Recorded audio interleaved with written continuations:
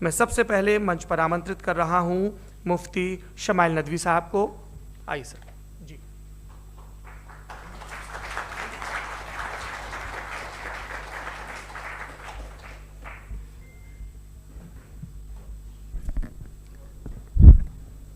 ایک آخری گزارش بولنا شروع کریں. آپ لوگ پلیز اپنے فون فلائٹ موڈ پہ یا سائلنٹ موڈ پہ رکھیں. ایک بار چیک کر لیں, کئی بار بے دھیانی ہو جاتی ہے.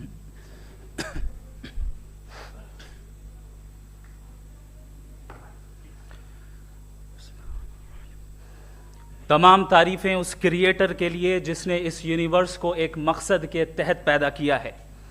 رسپیکٹڈ جناب جاوید اختر صاحب, مسٹر سوربھ دیویدی اور respected audience, thank you all for being here today. آج کی ڈیبیٹ میں چونکہ ہم بات کرنے والے ہیں ڈز گاڈ ایگزسٹ کے ٹاپک پر, تو یہ ایک ایسا ٹاپک ہے جس کے متعلق کوئی بھی ڈیسیجن لینے کے لیے الگ الگ اسٹینڈرڈز ہو سکتے ہیں. لہٰذا ڈیبیٹ کے شروع میں یہ ضروری ہے کہ ہم یہ جان لیں کہ آج کے اس ٹاپک میں کون سا اسٹینڈرڈ صحیح ہوگا اور کون سا غلط ہوگا. سب سے پہلا اسٹینڈرڈ جسے میں سمجھتا ہوں کہ ہمارے رسپیکٹڈ جناب جاوید اختر صاحب بڑی تیزی کے ساتھ اس کی طرف لپکیں گے, وہ ہے سائنس. جبکہ سائنس در حقیقت خدا کے ایگزسٹنس کو ڈائریکٹلی ثابت کرنے یا اس کے ایگزسٹنس کو ڈینائی کرنے کے لیے اسٹینڈرڈ نہیں بن سکتی. اور اس کی وجہ کیا ہے یہ میں نہیں کہہ رہا, یہ وہ لوگ کہہ رہے ہیں جو سائنس کے ایکسپرٹس ہیں. نیشنل اکیڈمی آف سائنس کہتی ہے science doesn't have the processes to prove اور disprove the existence of God. Why? کیونکہ سائنس کا تعلق ایمپیریکل ایویڈنس سے ہے, اور ایمپیریکل ایویڈنسز کا تعلق ہمارے نیچرل اور فزیکل ورلڈ سے ہے, جبکہ گاڈ نان فزیکل اور سپر نیچرل ریالٹی ہے. لہٰذا نان فزیکل ریالٹی کو آپ اس ٹول کے ساتھ نہیں چیک کر سکتے جس کا کام فزیکل ریالٹی کو تلاش کرنا ہے. لہٰذا آج اس ڈیبیٹ میں گاڈ کی ایگزسٹنس کو ثابت کرنے یا اسے ڈینائی کرنے میں سائنٹیفک ایویڈنس کو ایکسیپٹ نہیں کیا جائے گا. دوسرا اسٹینڈرڈ ہو سکتا ہے ریویلیشن, کہ ریویلیشن کے ذریعے ہم یہ ثابت کریں کہ گاڈ ایگزسٹ کرتا ہے یا نہیں. لیکن یہ اسٹینڈرڈ بھی آج ارریلیونٹ ہے. کیوں؟ کیونکہ ریویلیشن میرے نزدیک سورس آف نالج ہے, ویلڈ سورس آف نالج ہے, لیکن ہمارے جاوید اختر صاحب کے نزدیک یہ ویلڈ سورس آف نالج نہیں ہے. لہٰذا آج کی ڈیبیٹ میں ایک بھی ایویڈنس کسی بھی مذہبی اسکرپچر سے نہیں دوں گا تاکہ جاوید اختر صاحب کے لیے وہ ان ایکسیپٹیبل نہ ہو. تیسرا جو معیار ہو سکتا ہے وہ ہے آبزرویشن, کہ بھائی کوئی کہے کہ ہمیں خدا دکھاؤ, اگر ہے تو دکھاؤ, یا یہ کہ خدا کے ایگزسٹنس پر ایمپیریکل ایویڈنس دو. تو یہ ہے در حقیقت غلط ٹول کا استعمال کرنا. یہ ایسا ہی ہے کہ جاوید صاحب مجھ سے یہ مطالبہ کریں کہ مفتی صاحب آپ میٹل ڈیٹیکٹر کے ذریعے پلاسٹک ڈیٹیکٹ کر کے دکھائیں. اب چونکہ پلاسٹک ڈیٹیکٹ نہیں ہو پا رہی ہے لہٰذا plastic does not exist. No, you are using the wrong tool. اس ٹول سے پلاسٹک کو ڈیٹیکٹ نہیں کیا جاتا. لہٰذا میں سمجھتا ہوں کہ گاڈ کے ایگزسٹنس پر ایمپیریکل ایویڈنس کا مطالبہ کرنا ایک بچکانہ مطالبہ ہے, اور ہمارے رسپیکٹڈ جناب جاوید اختر صاحب اس اسٹیج سے اب بہت آگے نکل چکے ہیں. اب بچتا ہے ایک ہی اسٹینڈرڈ, اور وہ اسٹینڈرڈ ہے عقل, لاجک, ریزننگ. اور یہی وہ اسٹینڈرڈ ہے جس کے تحت گاڈ کی ایگزسٹنس کو ثابت کیا جائے گا یا گاڈ کی ایگزسٹنس کو ڈینائی کیا جائے گا. لیکن چونکہ یہ بہت امپورٹنٹ اور سینسٹیو ٹاپک ہے, اس لیے لاجیکل آرگیومنٹ بھی ایسا ہونا چاہیے جو ڈیفینیٹو ہو, انڈیفینیٹو نہ ہو, جو 2 اور 2 4 کی طرح بالکل واضح ہو, جسے لاجیکلی ریجیکٹ کرنا پاسبل نہیں ہو. فار ایگزامپل ہم کہیں ہمارے رسپیکٹڈ مسٹر سوربھ صاحب یہ ایک انسان ہے اور تمام انسان کانشیس بینگ ہے, لہٰذا نتیجہ کیا نکلا؟ ہمارے سوربھ صاحب بھی کانشیس بینگ ہے. کیا یہ انڈیفینٹ آرگیومنٹ ہے یا ڈیفینٹ آرگیومنٹ ہے؟ یہ ڈیفینٹ آرگیومنٹ ہے. یہ 2 اور 2 کی طرح واضح ہے, اس میں کسی طرح جو ہے لاجیکلی اس کو ریجیکٹ نہیں کیا جا سکتا. تو اگر آج ہمارے جاوید اختر صاحب ایسی کوئی عقلی دلیل اور لاجیکل ایویڈنس دیں خدا کے نہ ہونے پر جو ڈیفینٹ بھی ہو, تو میں یہ اعلان کرتا ہوں کہ یقیناً میں اس ایویڈنس کو قبول کروں گا اور اس پر غور کروں گا. لیکن ساتھ میں یہ بھی اعلان کر دیتا ہوں پریڈکشن کے طور پر کہ ایسا کوئی ڈیفینیٹ آرگیومنٹ کوئی نہیں پیش کر سکتا. دلیل ہم دیں گے اور ڈیفینیٹو دلیل دیں گے, لاجیکل دلیل دیں گے, ایسی دلیل دیں گے جو انٹائر ایتھیسٹک ورلڈ اسے ریفیوٹ نہیں کر سکتی. چلیں اب ہم ایک ایگزامپل سوچتے ہیں, ایک سینیریو, سمپل سینیریو, تمام آڈینس سے گزارش ہے, ہم اور آپ ایک آئسولیٹڈ آئیلینڈ پر ہیں, ایسا آئیلینڈ جہاں پہ ہم سے پہلے کوئی کبھی نہیں گیا. چلتے چلتے آپ کے سامنے اچانک آپ نے دیکھا ایک پنک کلر کی بال پڑی ہوئی ہے. سب سے پہلا سوال آپ کے ذہن میں کیا آئے گا کہ یہ بال یہاں کیوں آئی, کیسے آئی, یہ پنک کلر کی ہی کیوں ہے, کوئی اور کلر بھی ہو سکتا تھا, یہ اسی شیپ میں کیوں ہے, کوئی اور شیپ بھی ہو سکتا تھا. نیچرلی آپ اس طرف پہنچیں گے کہ کوئی نہ کوئی ہے جس نے ان اسپیسیفک پراپرٹیز کے ساتھ اس بال کو بنایا ہے اور یہاں پہ رکھا ہے. چونکہ آپ جانتے ہیں کہ یہ جو بال ہے اس کا ایگزسٹ کرنا ضروری نہیں ہے, یہ ایگزسٹ کر بھی سکتی تھی, نہیں بھی کر سکتی تھی, اور ایگزسٹ کرنا ہی تھا تو کسی اور فارم میں کرتی, کسی اور کلر میں کرتی. اب آپ اس بال کو ایکسپینڈ کرتے چلے جائیں, ایکسپینڈ کرتے چلے جائیں, ایکسپینڈ کرتے چلے جائیں, یہاں تک کہ یہ بال یونیورس کے سائز کی ہو جائے. بتائیے کہ کیا سائز کے بڑھ جانے سے سوال بدل جائے گا؟ ہرگز نہیں بدلے گا. ابھی بھی سوال رہے گا یہ یونیورس کہاں سے آیا, ان اسپیسیفک پراپرٹیز کے ساتھ کہاں سے آیا, کیوں آیا, کس نے بنایا, یہ سوال اس وقت بھی ویلڈ رہے گا. لیکن یہ سوال اگر ہم جناب جاوید اختر صاحب سے کریں تو چونکہ ان کا ورلڈ ویو ایتھیسٹک ہے, اور صرف ان کا نہیں, مطلب جتنے بھی ایتھیسٹ ہیں اور ایتھیسٹک ورلڈ ویو کو رکھنے والے سے اگر آپ یہ سوال کریں کہ یہ یونیورس کہاں سے آیا, تو ان کا جواب یا تو آرگیومنٹ فرام اگنورینس ہوگا یا ڈوگمیٹک ہوگا. یا تو یہ کہیں گے کہ مجھے نہیں پتا کہ یہ کہاں سے آیا, لہٰذا گاڈ ڈز ناٹ ایگزسٹ, یہ آرگیومنٹ فرام اگنورینس ہے. یا یہ کہیں گے کہ یہ یونیورس خود بخود بن گیا, اس کا مطلب یہ ہے کہ اس بال کو بھی خود بخود بن جانا چاہیے, لیکن بال کے تعلق سے یہ ایکسپلینیشن ایکسیپٹ نہیں کی جائے گی کہ یہ خود بخود بن گئی, لیکن یونیورس کے تعلق سے کر دیا جائے گا. اسے ہم دوسرے الفاظ میں ڈوگما بھی کہہ سکتے ہیں. دوسری چیز, ہمارے جاوید اختر صاحب ضرور گاڈ آف گیپس کی مثال بھی ضرور دیں گے, اور مثال دیں گے کہ پہلے زمانے میں بجلیاں کڑکتی تھی تو لوگوں نے کسی ایک خدا کی طرف, اور بارش ہوتی تھی تو دوسرے خدا کی طرف منسوب کر دیا, ان کے پاس دلیل نہیں تھی. یہ ہمارا ورلڈ ویو ہے ہی نہیں, یہ ہمارا ورلڈ ویو ہے ہی نہیں, کیونکہ نیچرل فینومینا کے پروسیس کی انٹرپریٹیشن کو جان لینے سے یہ کہاں سے ثابت ہو گیا کہ گاڈ ایگزسٹ نہیں کرتا ہے. اس پر میں انشاءاللہ ابھی آگے بات کروں گا. آپ حضرات یہ بھی دیکھیں گے, اور میں یہ ایکسپیکٹ کرتا ہوں کہ ہمارے رسپیکٹڈ جناب جاوید اختر صاحب ضرور ایموشنل آرگیومنٹس بھی دیں گے, جو کہ ایک لاجیکل فیلیسی ہے جب بات آتی ہے ٹروتھ کو ڈیسائیڈ کرنے میں. کیوں؟ مثال کے طور پر وہ کہیں گے کہ اگر گاڈ ہے تو ایول کیوں ایگزسٹ کرتا ہے, جبکہ میں کہتا ہوں ایول کا ایگزسٹ کرنا گاڈ کے ایگزسٹ کرنے کی دلیل ہے, اس کے خلاف نہیں ہے. چونکہ اگر گاڈ ہے تو ہم سب اس کے سامنے اکاؤنٹیبل ہیں, اور اگر ہم اکاؤنٹیبل ہیں تو اکاؤنٹیبلٹی کے لیے ایول کا موجود ہونا ضروری ہے, اس کے بغیر ہم اکاؤنٹیبل نہیں ہو سکتے. اور اگر ہم اکاؤنٹیبل نہیں ہیں تو ہم جناب جاوید اختر صاحب سے پوچھیں گے کہ آپ بتائیں کہ پھر سفرنگ اس دنیا میں کیوں ہیں؟ اگر خدا نہیں ہیں تو سفرنگ کیوں ہیں؟ اور ان لوگوں کے جذبے کا کیا جن کے اندر سفرنگ کے بعد انتقام لینے کا جذبہ پایا جاتا ہے اور وہ اس دنیا سے ایسے ہی چلے گئے, کیا ان کی ساری تکلیفیں بیکار چلی جائیں گی؟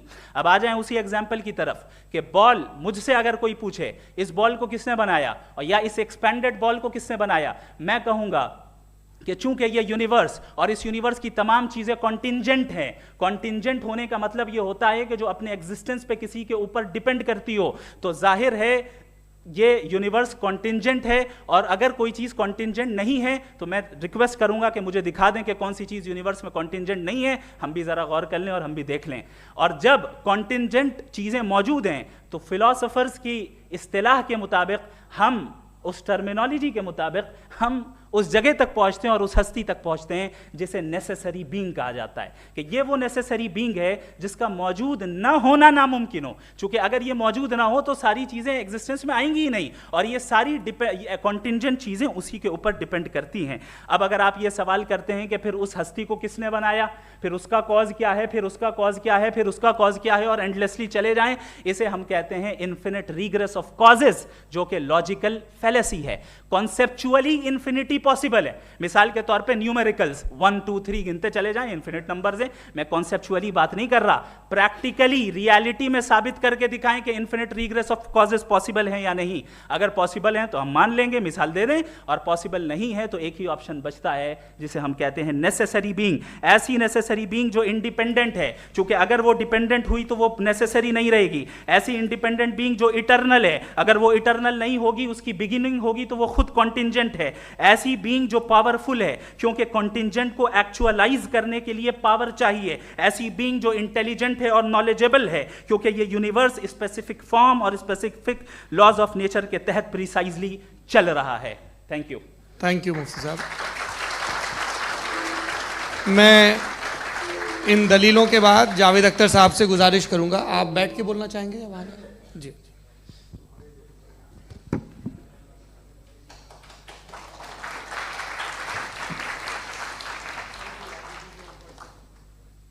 पहले तो मैं मुफ्ती साहब को एक अच्छी खबर देना चाहूँगा कि मेरी नॉलेज साइंस के बारे में बड़ी मामूली है, तो आप फिक्र ना करें उसकी, लेकिन कुछ कॉमन सेंस है मुझ में। देखिए, ये खुदा का तस्वुर कोई नया तस्वुर नहीं है, ये सदियों से रहा है। ये कुछ रिलीजन 3000 साल पुराने होंगे, 4000 साल पुराने होंगे, लेकिन इंसान कोई 10,000 12,000 साल से एग्जिस्ट करता है होमो सेपियन की शक्ल में, और हमेशा कुछ ना कुछ मज़हब रहे। ये मज़हब जाहिलों के नहीं थे, ये मज़हब एक ऐसी ग्रीक सोसाइटी के थे जहाँ बड़े बड़े फिलोसफर्स पैदा हुए। ये मज़हब इजिप्शियंस के थे जिन्होंने पिरामिड्स बनाए थे। ये रोमन्स के थे कि जिनका आर्किटेक्चर और सेनेट यानी पहली बुनियाद डेमोक्रेसी की लिमिटेड थी, मगर डेमोक्रेसी थी, ये उन लोगों ने किए थे।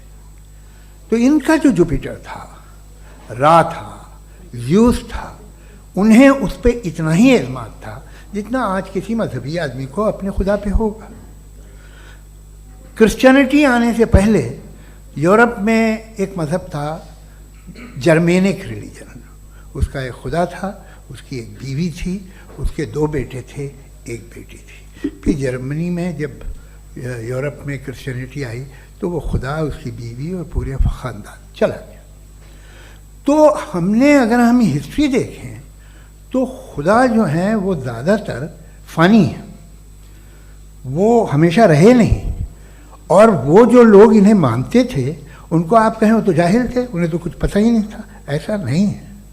वो अपने वक्त में बड़े काबिल लोग थे और अपने वक्त में उन्होंने बड़े बड़े काम किए हैं, फिलोसफर्स थे, साइंटिस्ट थे, लेकिन उनका मज़हब कहाँ गया, उनके खुदा कहाँ गए? आज जो खुदा हैं दुनिया में, लोग उन्हें मानते हैं। आपको क्या मालूम कि कितने बरसों के बाद क्या होने वाला है? हम यूरोप में देखते हैं तो चर्च खाली हैं।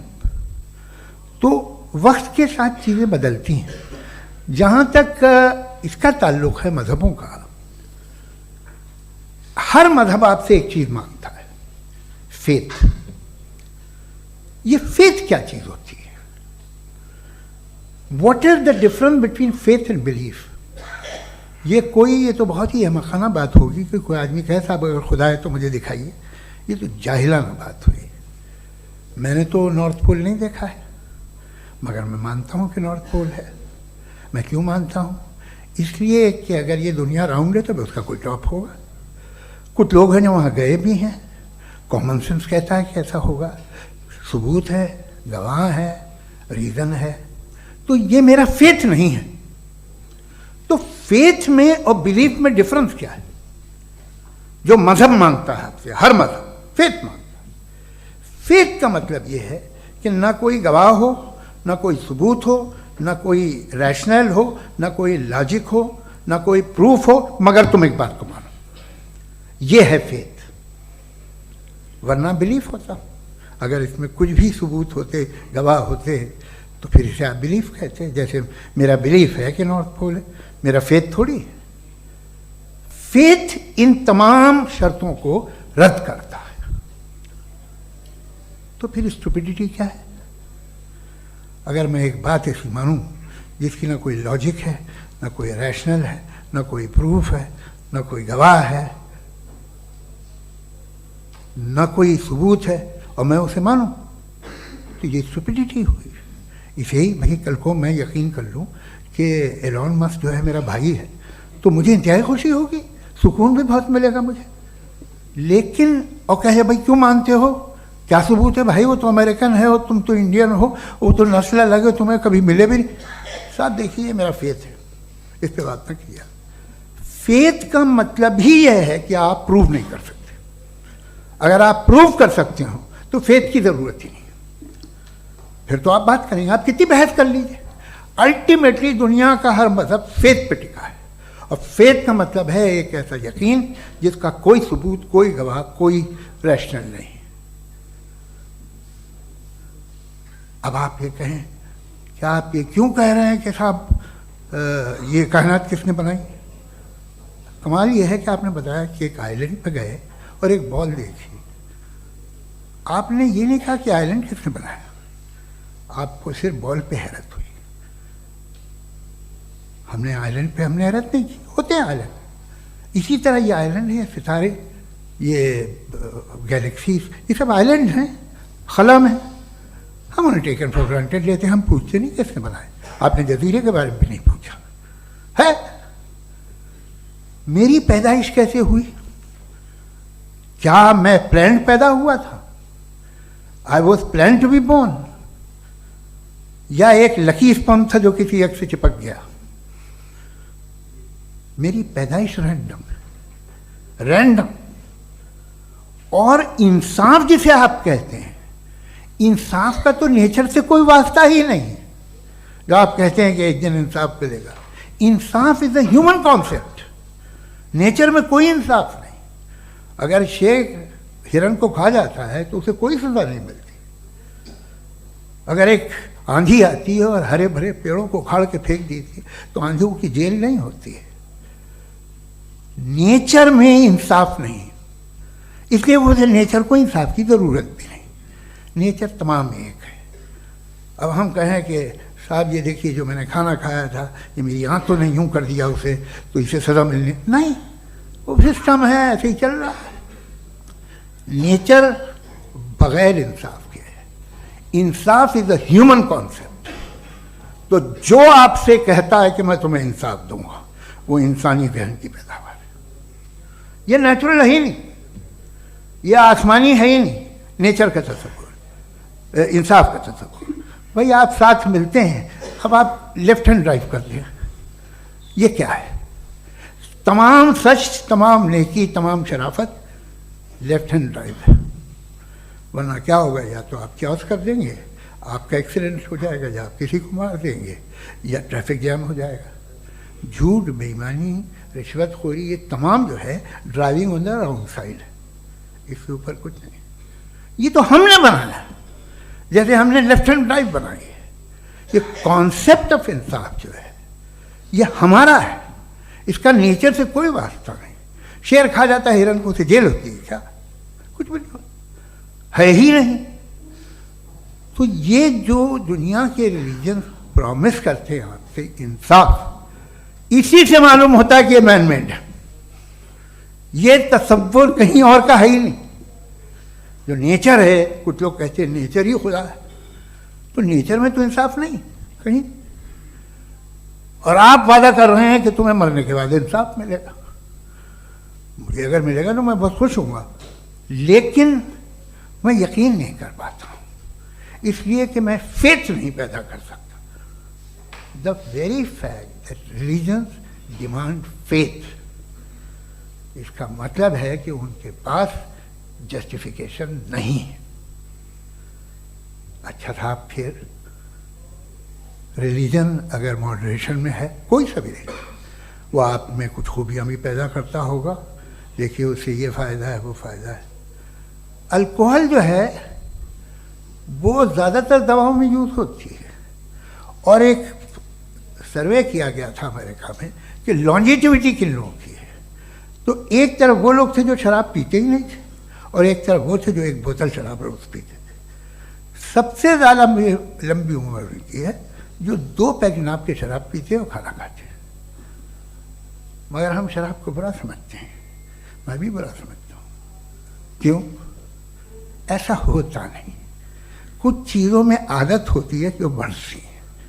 आज तक में एक आदमी दूध पीता है, आप 10 साल बाद भी मिलेंगे तो एक ही गिलास पीता होगा। ऐसा नहीं होता, सुबह से दूध पीता रहता है। मिल्कोहलिक मैंने नहीं देखे, अल्कोहलिक होते हैं। ये टेंडेंसी है मजहब की कि वो बढ़ता है, जैसे कैंसर बढ़ता है, जैसे शराब बढ़ती है। कुछ लोग होंगे जो उसे सही तरह से यूज़ करते हैं। मुझे यकीन है कि हमारे मुफ्ती साहब भी उनमें से एक हैं, इनसे बहुत खुशी हुई मुझे इनसे मिलकर। लेकिन कितने लोग हैं कि आज आप देखते हैं दुनिया में जो तबाहियाँ हैं, इनमें कितना हाथ है उन लोगों का जो बिलीवर कहते था मजहब ये नहीं कहता, ना कहता होगा, मगर जब ये मजहब पीते हैं तो ऐसे बिहेव करते हैं। थोड़ा सा अगर हो तो शायद बहुत अच्छी बात, लेकिन शराब थोड़ी सी नहीं रहती, उसमें टेंडेंसी है। पहले थोड़ा सा अगर 2-3 कैंसर के सेल हो ना बॉडी में तो आदमी स्लिम रहेगा, लेकिन वो 2-3 सेल नहीं रहते, वो मल्टीप्लाई होते हैं। जावेद साहब टाइम पूरा हो गया। टाइम हो गया, तो बस बात खत्म हो गई। अच्छा, मुझे कुछ और कहने को था भी नहीं।